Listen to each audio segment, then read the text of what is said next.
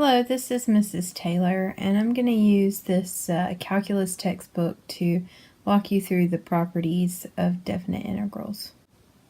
So on page 289, you can see this table 6.3 that has the rules for definite integrals. This is probably a really good time to pause this video and copy these down so that you have them in your notes as we move forward through some examples. To just kind of summarize what these rules are, order of integration is basically saying that the lower bound always goes on the bottom. And so if it's flipped, where if you have a larger number on the bottom than on the top of your limits of integration, then you flip them and make the entire integral negative. If I am integrating from the same bounds, so the same numbers appear as both the lower and upper bound of my integral, that's always going to equal 0. Constant multiple basically says that if I have a function being multiplied by some constant, I can integrate the function and then multiply that by the constant. This happens with derivatives as well. And then likewise, if that constant is a -1, it's just a matter of pulling the -1 out. Sum and difference, if I have a couple of functions or multiple functions being added or subtracted, I can integrate each of them individually and then add or subtract it. Same thing with derivatives. Think of a polynomial. I can integrate x squared and 2x and 3 separately and then put those back together for a final answer. Additivity is saying that if my bounds, so I have for this integral a to b, and then b to c, well, grand total, if I add those together, it would give me the integral from a to c. This b value kind of splits it into two. This is going to become helpful when we are working with total area and the concept of having a negative area. So we can pull them apart and integrate them on separate intervals.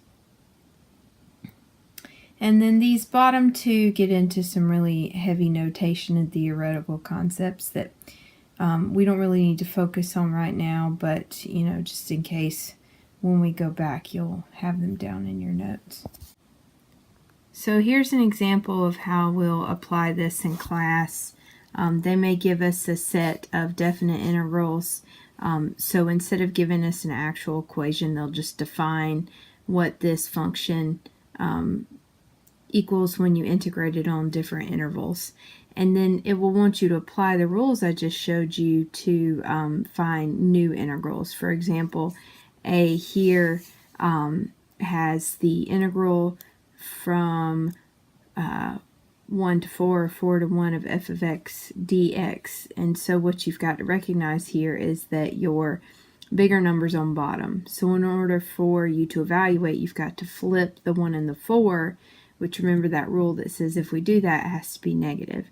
So this one looks a lot like the middle definition up here, except when the 1's on bottom, it equals -2. So if you switch it to the 4 on bottom, it's going to equal, and you'll see they've worked it out down here, +2. For b, this is the rule where you can combine integrals together. So from -1 to 4, if you look, this one goes from -1 to 1. This integral goes from 1 to 4. So I add those together. 5 and -2 make +3. And you'll see down here it has that written out. This is, I think it's called constant multiple. Yep, constant multiple. And adding them together, the sum and difference. So -1 to 1, that's this integral here. I can multiply it by 2, and then of h of x, which is this one here, multiply it by 3. So it'd be 10 and 21, add those together, you get 31, and you see that's here. D is an example of not enough information given because I don't have the integral from just 0 to 1, and I can't combine any of these to make that happen. Same thing with E, -2 to 2 of h of x. I only have -1 to 1. Not enough information. And then the last one f of x plus h of x integrate from -1 to 4. Well, I can do that for f of x, but not h of x. So again, not enough information. So this is just a quick video to introduce you to those rules, get them down in your notes, get these examples down, and we'll go over this further in class.